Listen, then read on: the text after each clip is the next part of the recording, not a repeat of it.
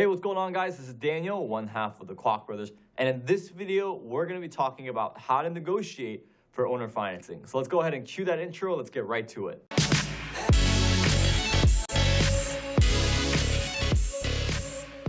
All right, guys, so today we're going to be talking about how to negotiate for seller financing, right? So owner financing, seller financing, whatever you want to call it, right? In Illinois, we call it agreement for deed. But this video, we're going to be talking about how to negotiate for owner financing. But before we go ahead and talk about the techniques, the tips and tricks that we could use to negotiate for this acquisition strategy, well, we got to understand who we're negotiating with. Because at the end of the day, if we're not providing value for the individual that we're doing business with, if we're not creating win-win situations, well, then what's the point? So let's go ahead and talk about some attributes and characteristics that individuals and sellers may have that incentivize them to do seller financing, that makes owner financing the feasible solution. And guys, there have been scenarios to where doing owner financing is not the right way to go, right? It's actually against what they're trying to accomplish financially. So in those scenarios, guys, don't push too hard. Don't try and do owner financing. Do what's best for the deal. You know, I always say for individuals that are very good at sales, very good at negotiations, a lot of times that could work against them because they're so good at selling, they're so good at negotiating that they actually pitch an acquisition strategy that actually is terrible for the person, for the seller. So let's go ahead and first talk about the attributes that make seller financing, that make owner financing feasible. That way we can work up to the greater topic of how to negotiate for owner financing. So if we're talking about the benefits of owner financing, well, why do people do owner financing? What are the benefits? What are the values that provide? Now, before we get too deep into the content, I want to remind you guys to click that subscribe button and also click on that notification bell. We're actually, this summer, we're making a giant push to put out much more real estate investing content and more specific real estate investing content, such as how to negotiate for owner financing. So click on that notification bell so that way you can be the first to watch the video and actually use it out there in the real world so that we can collect cash flow, have passive income, and live our life.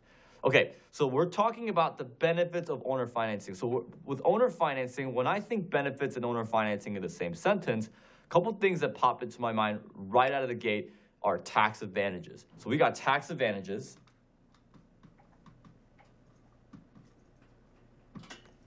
And we also have the continuation of passive income. Now, what do I mean by that? What I mean by the continuation of passive income is that a lot of the landlords who have owned their building for 15, 20, 30 years, and even the individuals who may not have owned it for a very long time, their reason for getting into the real estate game is that they want passive income. And a lot of individuals who have owned properties for 15, 20, 30 years, they're used to getting that income every single month that they necessarily don't want it to change. So one of the things that owner financing can do for them is they can continue to receive income on a monthly basis without needing to manage the property, without needing to deal with the problems, without needing to deal with the city, et cetera, right? You guys can take it from there in terms of the challenges and adversities of being a landlord. So tax advantages, passive income, right? It also, another incentive is the asking price, so they get a higher purchase price.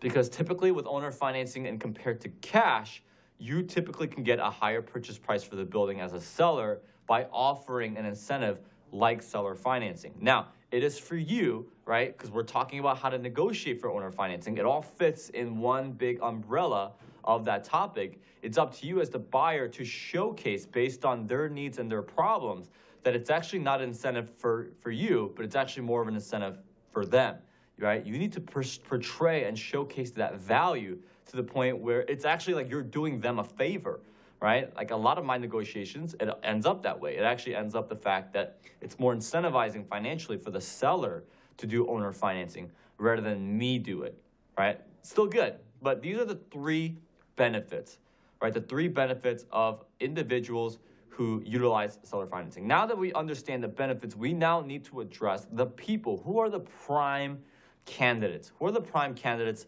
for individual who could be very open and incentivized to owner financing? So let's go ahead and start from the top. Now, let me start off this portion of the video by saying that, well, anybody can be a good, contender. Anybody can be a good subject for seller financing. It's just depending on what they're looking for. So let me give you an example of what I'm talking about, and then I'll give you guys the prime candidates on who are your target sellers, right? You as an individual, you as an investor and real estate entrepreneur, who do you need to target for this acquisition strategy called owner financing? So what do I mean that, owner financing can really work for anyone? Well, let me take two different landlords and show you what I mean. Let's say you got, 25 years old. And let's say this guy, he owns other units.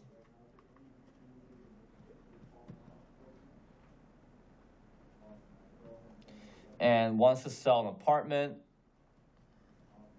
But, he's sick and tired of dealing with the problems. And let's say he wants to, get passive income somewhere else. So he wants to divest the building, move it into another property. But let's say he wants to do like a different, exit strategy. So he's selling the apartment and he wants to get into portfolios of single family houses.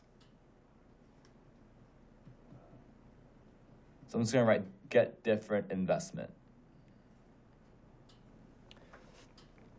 Okay, and on the other end, so like he's going to continue to be in the game, right? So he's going to continue to work/invest. Now let's look at the other end of the spectrum. Let's take somebody who's 50 years older than this 25-year-old individual. Now you got somebody who's 75 years old.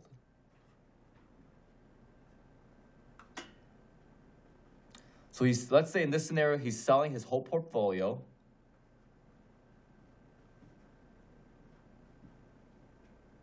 He wants to retire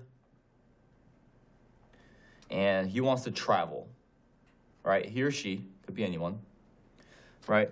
They want to travel and they want to have more freedom, and enjoy time with family.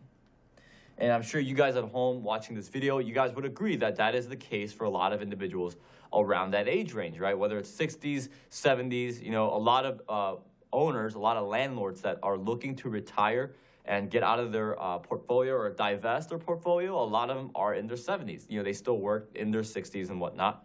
So they want to travel, they want to retire, they want to, sell the whole portfolio, right?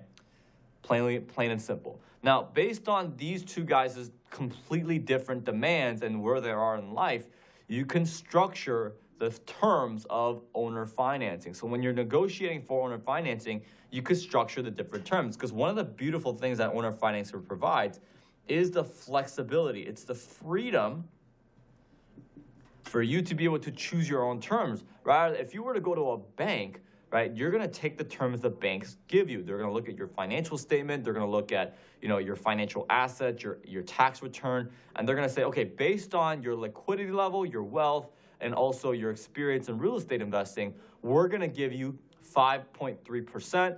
We're going to give you 30-year amortization. We're going to give you a 9-year balloon. We're going to give you this percent down, right? And the higher the risk, they're going to ask you to put more down. So when I go to the bank, they ask for 20%. If somebody who's just starting out in real estate goes to the bank, most likely they'll ask for 25 or 30% because they want more money up front, because they have to assess more of the risk, because they don't know as much what they're doing compared to somebody like myself, who's done a lot of different real estate transactions. So what I like about owner financing and the incentive to learning how to negotiate for owner financing is that it gives you the flexibility to choose your own terms. Now, for those of you guys that don't know what I'm referring to when I say the word terms, I mean stuff like the down payment, right, and terms of financing. So terms of financing. So we got down payment, we have interest rate, we have the loan amount, right, so the loan years. So how long does the loan go for? Is it a 15-year amort, a 20-year, 25-year, 30-year? I've actually seen some notes that gone 40 years, so I have seen 40-year mortgages before. And also something I brought up before is a balloon, but that's something that I usually do not bring up in my negotiation for seller financing. So, when I'm negotiating for owner financing, a balloon is something that I really don't bring up unless it actually is fitting to the seller. And typically, if it is fitting to the seller, I'll ask for something in return to benefit me, right? Like a lower interest rate. Okay, so flexibility. That's what it gives me. Now, this flexibility allows me to accommodate and really mold to two different audience groups here. And when we're learning how to negotiate for owner financing, the most important thing that we must consider when we're going into the negotiation is who are we talking to? Just like a stand-up comedian who's gonna go up on stage, they need to know your audience, right? Or any public speaker or anybody that you're, even a pastor. You know, my dad is a pastor, and I've met a lot of different pastors in my life. And one of the things that they commonly say is, well, you know, you gotta know what issues people are dealing with. You know, we can't preach and we can't, you know, preach the word of God and preach love and grace unless we know what people are facing. What's their adversity? So you gotta know your audience, right? So let's say we got two different audiences here. Now we could use the flexibility of the terms to accommodate two completely different groups. So you got a guy here who is 25 years old. He's going to continue to work and invest. He wants to get into a different investment to increase the passive income. And let's say that he wants liquidity. Let's say this 25-year-old is getting married in 3 months. Just out of just a hypothetical example, right? Let's say this 25-year-old, you know, he's getting married. He could use some liquidity. He wants to pay for his honeymoon, et cetera, et cetera, et cetera. Now, here's what we can do here. We could give him a high down payment. In exchange, we could use that to negotiate a lower interest rate because we're giving something that's important to him, right? So he needs the liquidity to pay for his wedding, to pay, you know, et cetera, right? And at the same time, we still give him a interest rate. And let's say we give him, you know, like a 20 or, you know, a 15-year amortization. Now, the reason why I make the amortization so small is because, well, the smaller the amortization, the shorter the loan amount, the higher the payment. So now he does not have to go out and get a different investment. That also solves the problem of him having to deal with the issues of the tenant, because that's why he wanted to sell. He wants to sell because he's sick and tired of dealing with the problems, as we stated earlier, right? And guess what? He owns other units. So there's a possibility that he may want to do this with the other units he owns. Or another opportunity is that it now gives him time. So because he's getting passive income through through a shorter loan period, small interest, he's getting a payment every single month without having to deal with the problems, because me as the buyer, I'm handling the problems. So he's able to sell his apartment, continue to get passive income, right? Passive income in a more pure form, right? It still allows him to do what he wants to do, you know, and now it gives him also more time to focus on his other units or focus on deals that he wants to do as well. And the high down payment, which a high down payment in this scenario would be 20 to 30%. It gives him the liquidity to be able to do what he wants today. So do you guys see how, based on the flexibility in negotiating for owner financing, we could address every single pieces of his issues? And this is going to be really key, especially when we're talking about, you know, what is the overall grand scheme? What is the overall equation? Now let's move on to the 75-year-old. Well, the 75-year-old has a completely different set of agenda. He doesn't want to continue to work. He wants to sell his whole portfolio rather than still owning other units. And he wants to retire. You know, he's not going to continue to work like the 25-year-old is. He's gonna want to continue to travel. He wants the freedom, you know. And let's say that he does not need the liquidity. He doesn't need it because, well, after 75 years, he's managed to have quite a bit saved up. And, you know, in many cases where I negotiate with sellers that are in their, you know, late 40s, 50s, 60s, and especially 70s, they have a bunch of liquidity in their bank account because that's their life savings, that they saved that up their whole life. So in this case scenario, let's talk about what we can do to service our audience, to service our seller, so to speak. So in this case scenario, I'm going to give him a low down payment. Because why? He doesn't need the liquidity right now, right? So we can go 0% down to 10% down. That's something I would kind of refer to as a low down payment. Now, the reason why I still say 10 is because a lot of times sellers still want you to have, you know, some skin in the game. You know, they want you to have some investment in there. That way you're not just, you know, running away, you know. Now, I have bought buildings before, no money down. I've had buildings where I literally bought it with no money out of my pocket. I was able to go to the closing table. I owed zero money. I had to make no wire transfers whatsoever. And I also didn't get my credit checked. So low down payment, because they don't need the liquidity right now. We could also give them a decent interest rate. And I always try and stay away from giving high interest rates. So I consider a high interest rate, 5, 6, 7%. Anything I could get at the bank, I consider high interest rate. Because if I can get that at the bank, why would I do this, right? There needs to be some incentive. It needs to be a win-win, right? Win for that person, but also a win for me. So interest rate, let's say I give them 3 to 4%, which is what I usually do.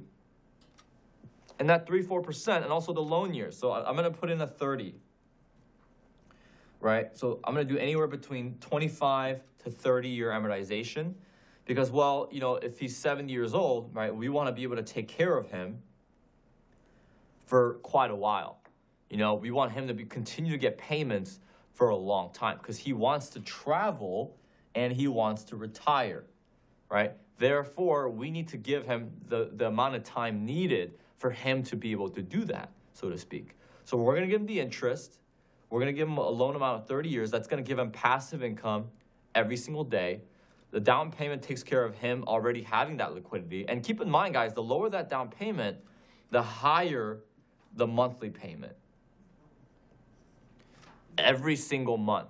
That's what they want. At the end of the day, that is the security that somebody of this crowd, of this audience, is going to be looking for. The 25-year-old may not be interested in that high monthly payment. He may not be, because he's already got other units. If anything, he could probably use it for the tax advantages as well, because he's going to continue to do business. He probably doesn't have a whole lot of losses to carry forward, right? Whereas the individual on the right, the 75-year-old, that may not be the case. That may not be the case at all. So if anything, we're able to sell his whole portfolio, no problems. We're still able to give him a higher purchase price. And we're able to address and solve all his problems. Now, this is a small part of overall what we're talking about. So let's get into the main aspect of how to negotiate for owner finance. So we know our audience. Now we need to know the structure. We need to know the system. What are the steps? What are the action steps that we need to do to properly negotiate for owner financing? So here's how I do it. I find the people.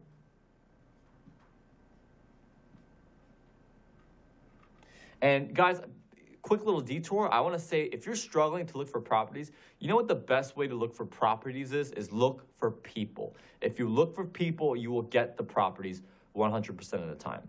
So we get the people, we identify their problems.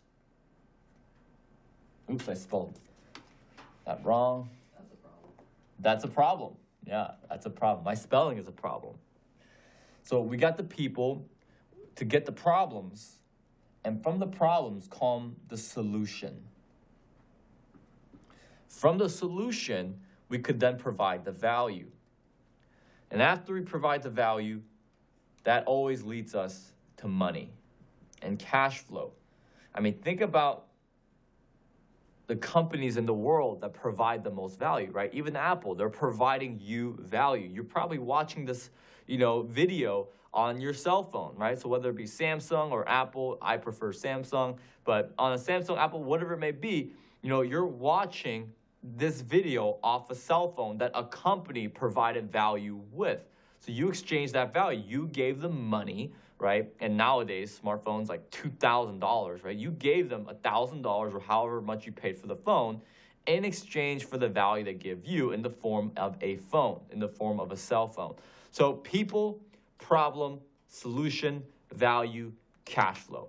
And in terms of what we just did, in terms of that's identifying the people. And because we identified the people, we can then talk about their problem. What is their problem? And we do that in many different ways. We do it in the form of asking questions, right? So we got to ask the questions, because unless we're asking questions, we're not going to have the answers. And oftentimes the greatest answers are the questions, in life especially. So when we're talking about, talking to a seller, we're learning how to negotiate, I actually spend the first 15 to 20 minutes just asking questions. So if you guys want to know my negotiation process, here it is. So I first ask questions.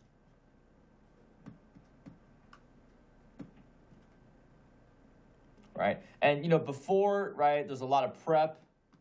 And, maybe how to prep for owner financing negotiation is another video we can make another day. But I also prep, I build rapport. So we talk, we connect. And a lot of times I'm reading their personality. And what do I mean by reading? Well, I'm learning what motivates them. What are they driven by? Are they driven by money? Are they driven by freedom? Are they driven by wanting to learn more about this world? Are they, driven by, and how do they react? What is their personality type? What is their style of negotiation? Are they the individual that will just sit back and want you to talk, or are they the individual that will lean forward and try and control the conversation? So I try and read a lot of who they are. What are they driven by? What's their motivation? And what is their style of negotiation? That allows me to figure out how I need to address that person. How do I obtain the social control in the conversation? So after that, I ask a lot of questions. Now, what questions do I ask? I ask questions like, why are you selling?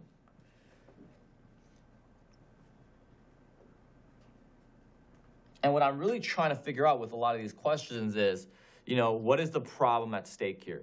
What problems could I provide solution for so I could provide the value so I can make more money? All right, so why are you selling? And I actually asked this question 3 times total. I ask it at first. It's the first question that I ask. And then typically a lot of sellers, 99% of the time, will try and hype up their building, right? They'll call their building a cash cow. And they'll say, oh, yeah, we just got the new roofs done. We just put in the new furnace. I mean, they'll turn every negative into a positive, right? There's a nice little family of rats that just moved in, like it's great for the whole community. Like they'll literally say anything to make their value of the property seem higher than what it actually is. To which I respond, great. Mr. Seller, if it's that great, if it's that amazing, if the building is that well taken care of, and if it is a cash cow, then why are you selling? And I'll do it for many different reasons. I'll do it with financial reasons. I'll do it for emotional reasons. The emotional reason would be, well, I had this building for 20 years. I had this building for 25 years. I used this building to pay for my daughter's college and tuition. And to which I would, again, respond, if it's that awesome, if it's done so many great things for you in your life, why are you selling? And a lot of times that gives me the answer. And the answer sometimes may be, well, I want to move down, to like Florida, or I want to retire, or, I've dealt with this building for far too long. And as soon as I'm getting these problems, I'm making mental notes in my brain on what is important to them. What is important to them and what do they want out of this scenario? Matter of fact, that's another question that I ask, right? So in a perfect world,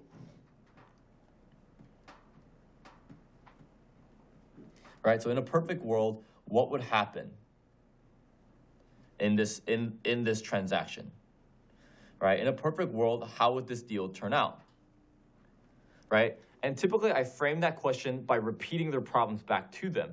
So that way it's still fresh in their mind and they're using it. So I'll say stuff like, well, Mr. Seller, you told me that you wanted to retire, you want to spend more time with family, that, you like the passive income, so you may, invest in something else if you see it. So, I mean, considering all those things, considering all the adversities that you're facing, all the obstacles that you're looking at currently, in a perfect world, what would happen? And of course, their answer would be, well, I would, I'd sell the building, it'd be able to retire, and somebody would give me a cash offer, right?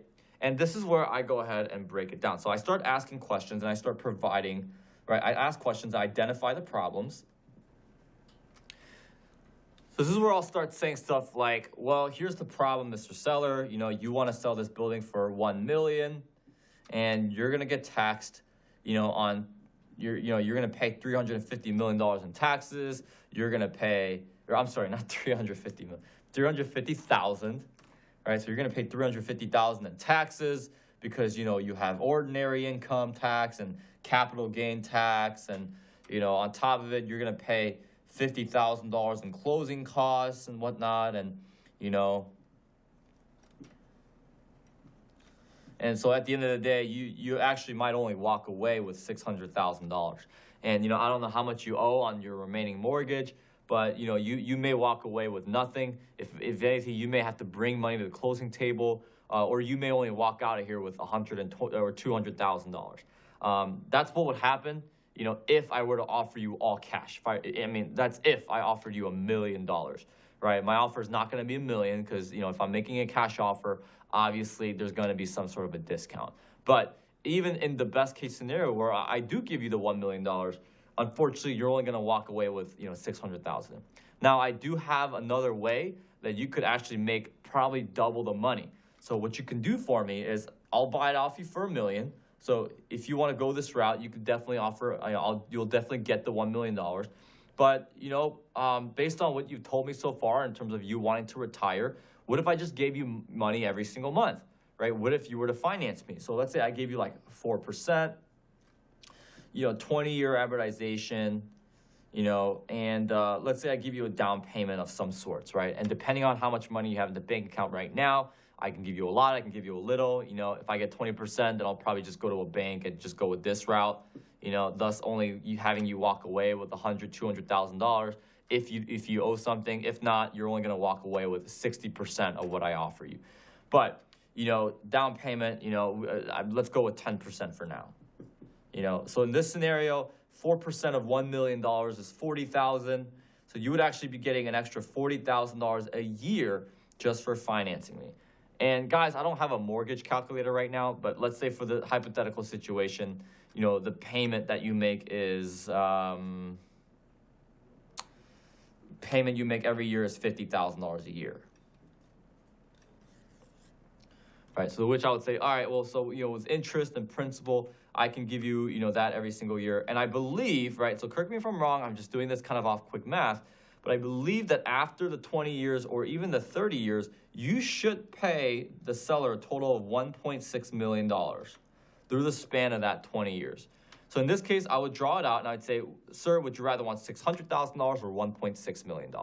And I usually get a sheet of paper, I draw it right down the middle, and I showcase these two things. So I identify the problem, right, through this. This is the problem. The problem is that if I were to go about it with the way he wants to go about it, he would walk away with less money.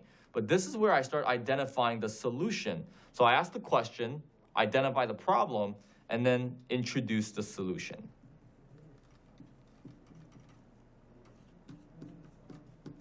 In the form of owner financing. So you're negotiating in a way where you're almost acting like a consultant. You're helping them out. You're listening to what they have to say, and you're addressing it, and you're making them feel heard. In a negotiation, right, you always want to be the person that's talking less, right? If anything, you want them to talk more all the time. Matter of fact, at the end of me negotiating, one of the things that I commonly do is I ask them, hey, what's the one thing that will make this deal better for you? Like what is the one thing that will make the deal better for you? And a lot of times they say a higher down payment because for some reason people want their money and they want it now. So a lot of times I'll say, great, how about I tack on an extra 2.5% on that down payment?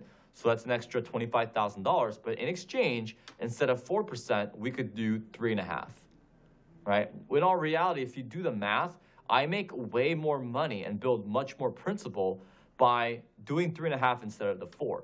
So again, guys, that's kind of me in a nutshell in terms of how I negotiate for owner financing. I hope this helps you in terms of you negotiate for owner financing. We actually do have a free course on owner financing that we make available. It's actually a much longer course, about an hour and a half.